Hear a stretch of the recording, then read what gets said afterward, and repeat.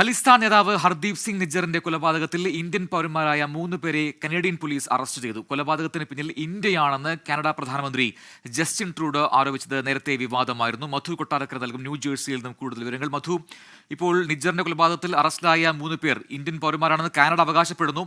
മറ്റെന്തെങ്കിലും രീതിയിൽ ഇന്ത്യയുമായി ബന്ധമുള്ളവരാണ് എന്നുകൂടി കാനഡ പറയുന്നുണ്ടോ? എന്താണ് മറ്റു വിവരങ്ങൾ? Good morning Prajin. ഇപ്പോൾ പോലീസ് പുറത്തുവിടുന്ന വിവരങ്ങളാണ് ഇന്ത്യൻ പൗരന്മാരാണെന്നുള്ളത്. കഴിഞ്ഞ വർഷം ജൂൺ മാസം വാൻകൂവറിന് സമീപമുള്ള സറി ഗുരുദ്വാരയിൽ നിന്ന് പുറത്തേക്ക് പോകുമ്പോഴായിരുന്നു മുഖംമൂടി ധരിച്ച 2 പേർ നിജാറിനെ കൊലപ്പെടുത്തിയത്.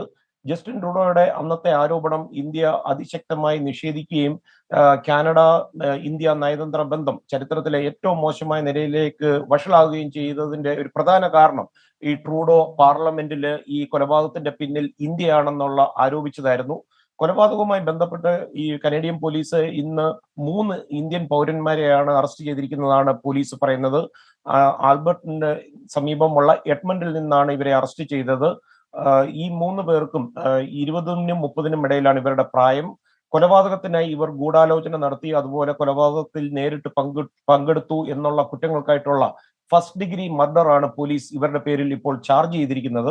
കഴിഞ്ഞ കുറെ മാസങ്ങളായി ഇവർ പോലീസിന്റെ നിരീക്ഷണത്തിൽ തന്നെയായിരുന്നു.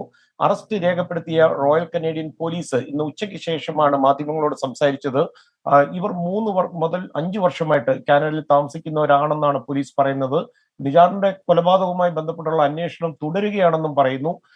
ഇതുമായി മറ്റേതെങ്കിലും രാജ്യങ്ങൾക്ക് പങ്കുണ്ടോ എന്നുള്ളതും അവരുടെ അന്വേഷണ പരിധിയിലുണ്ട്.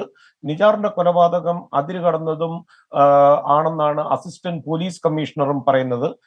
കനേഡിയൻ പൗരത്വമുള്ള നിജാറിന്റെ കൊലപാതകത്തിൽ ഇന്ത്യയെ അന്ന് പ്രതിക്കൂട്ടിലാക്കുവാനുള്ള ജസ്റ്റിൻ ട്രൂഡോയുടെ ശ്രമങ്ങൾ ഇന്ത്യ അന്ന് തള്ളിയത് ശുദ്ധ അസംബന്ധം എന്ന് പറഞ്ഞുകൊണ്ടാണ്.